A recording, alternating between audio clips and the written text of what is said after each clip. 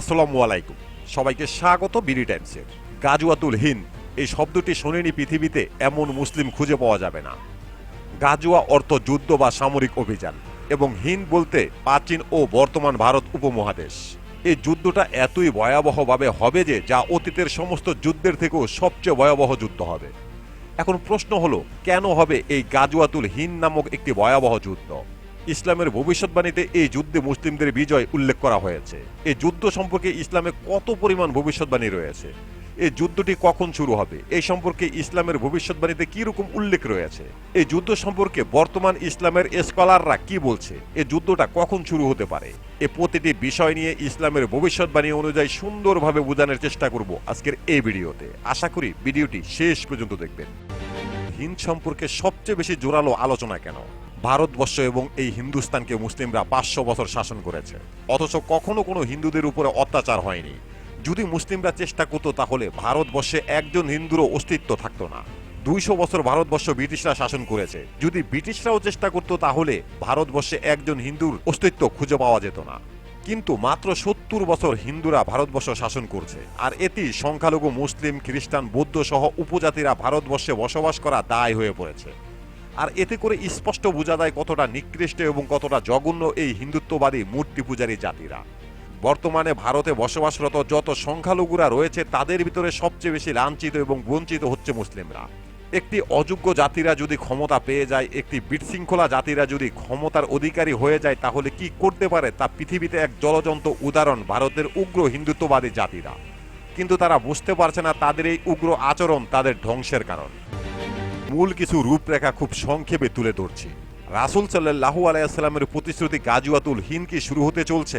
গাজওয়াতুল হিন্দ এমন এক মর্যাদাপূর্ণ জিহাদ যে ব্যাপারে হাদিসে সুস্পষ্ট ফজিলত ও দিক নির্দেশনা রয়েছে। গাজওয়াতুল হিন্দ বলতে ইমাম মাহদী এবং ঈসা আলাইহিস সালামের আগমনের কিছু আগে অথবা সাময়িক সময়ে পাকিস্তান, ভারত, বাংলাদেশ, মুসলিম ও কাফেরদের মধ্যে সংঘটিত যুদ্ধকে বোঝায়। গাজওয়াতুল অর্থ যুদ্ধ, আর হিন্দ বলতে এই উপমহাদেশ তথা পাকিস্তান, ভারত, বাংলাদেশ সহ শ্রীলঙ্কা, নেপাল এবং ভুটানকে বোঝায়।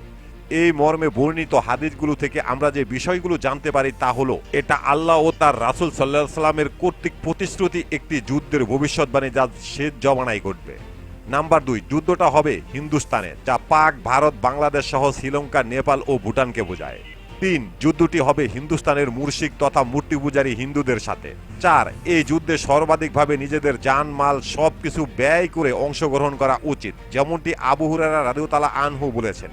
এমনকি তিনি এই যুদ্ধে শেষ জামানায় হবে জেনেও তাতে শরীক হয়ে ঈসা আলাইহিস সালামের সাথে সাক্ষাতের আকাঙ্ক্ষা পোষণ করেছিলেন। 5, এই যুদ্ধে মুসলিমদের বিজয় অর্জন হবে এবং মূর্তি পূজারী রাষ্ট্রপ্রধানদের হাতে পায়ে শিকল পরিয়ে বন্দী করে নিয়ে আসা হবে।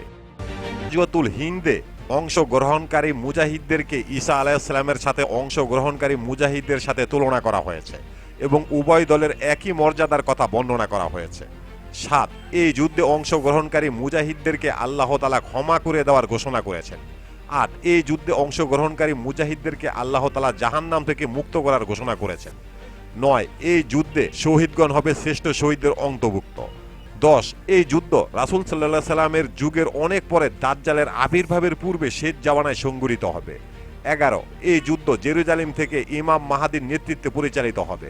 12, এই যুদ্ধে অংশগ্রহণকারী মুজাহিদদের মধ্যে হতে যারা গাজী হয়ে ফিরবে তারা ঈসা আলাইহিস সালামের সাথে দাজ্জালের বিরুদ্ধে সংঘটিত যুদ্ধে শরীক হবেন। কতটা ভয়াবহ হবে এই যুদ্ধের ধ্বংসযজ্ঞ, কতটা ভয়ঙ্কর হবে? রাসূল সাল্লাল্লাহু আলাইহি ওয়াসাল্লাম ভবিষ্যৎবাণী করেছেন গাজওয়াতুল হিন্দ এতটাই ভয়াবহ হবে যে যা পৃথিবীর অতীতে কখনো ঘটেনি। রাসূল সাল্লাল্লাহু আলাইহি ওয়াসাল্লাম বলেছেন এই যুদ্ধে এত পরিমাণ মানুষ মারা যাবে, এতে এত পরিমাণ ধ্বংস হবে যা পৃথিবীতে আগে কখনো ঘটেনি। রাসূল সাল্লাল্লাহু আলাইহি ওয়াসাল্লাম সাহাবীদের বুঝাতে গিয়ে বলেছেন যুদ্ধের ময়দানটা এমন হবে যারা যুদ্ধ করবে তাদের পায়ের টাকলু পর্যন্ত রক্তে ডুবে থাকবে।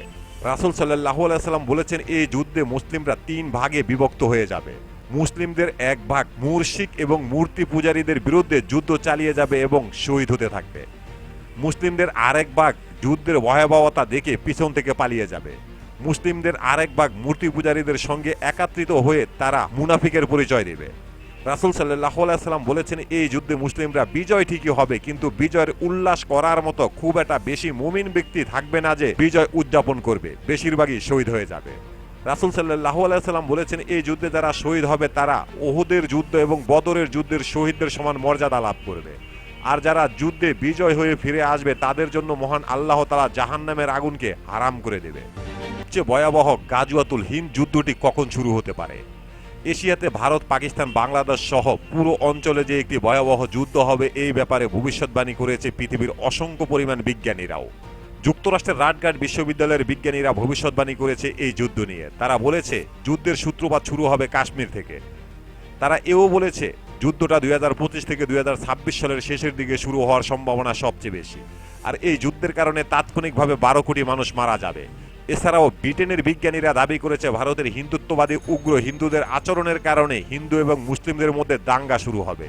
সে দাঙ্গাকে কেন্দ্র করে শুরু হবে পৃথিবীর এক ভয়াবহ যুদ্ধ, যে যুদ্ধের কারণে ভারতবর্ষ 3 ভাগের 2 ভাগ মানুষ মারা যাবে। কারণ এই যুদ্ধে জড়িয়ে পড়বে পাকিস্তান, ভারত, বাংলাদেশ, শ্রীলঙ্কা, নেপাল, ভুটান পর্যন্ত, যা পুরোপুরি ইসলামের ভবিষ্যৎবাণীর সাথে অনেকটাই মিলে যায়। সম্পর্কে বর্তমান ইসলামের স্কলাররা কি বলছে, কখন শুরু হতে পারে এই যুদ্ধ? ইসলামের অনেক স্কলাররা ধারণা করছে এই যুদ্ধের সূত্রপাত ভারত এবং বাংলাদেশকে কেন্দ্র করে শুরু হওয়ার সম্ভাবনা সবচেয়ে বেশি, তাও 2026 সালের শেষের দিকে। এর কারণ হলো বর্তমানে ভারতের উগ্র হিন্দুত্ববাদীদের আচরণ সবচেয়ে জঘন্য আকার ধারণ করেছে। তারা চাইছে বাংলাদেশ এবং মুসলিমদের ধ্বংস করে দেবে। বর্তমানে ভারতে মুসলিম নিধন শুরু হয়েছে, কারণ অকারণে মুসলিমদের হত্যা করা হচ্ছে, মুসলিমদের ধর্মীয় ইবাদতে বাধা দিচ্ছে, মসজিদগুলো ভেঙে দিচ্ছে, বিনা কারণে মুসলিমদের হত্যা করছে। এর একটাই কারণ, ভারতের হিন্দুত্ববাদী জাতিরা চাইছে ভারতে যেন হিন্দু এবং মুসলিমদের মধ্যে দাঙ্গা শুরু হয়। আর এই দাঙ্গাকে কেন্দ্র করে বাংলাদেশেও হিন্দু এবং মুসলিমরা যেন দাঙ্গা শুরু করে। এর সূত্রপাত ধরে উগ্র হিন্দুত্ববাদী জাতিরা বাংলাদেশকে আক্রমণ করবে। বাংলাদেশের মুসলিমরা ভারতের হিন্দুত্ববাদী জাতিদের সাথে পেরে উঠবে না, কারণ সামরিক শক্তির দিক দিয়ে বাংলাদেশ তাদের থেকে অনেকটা দুর্বল। ঠিক তখনই পাকিস্তান এই যুদ্ধে হস্তক্ষেপ করবে। শুরু হয়ে যাবে এক ভয়াবহ যুদ্ধ, যেটা ইসলামের ভবিষ্যৎবাণীর গাজওয়াতুল হিন্দ।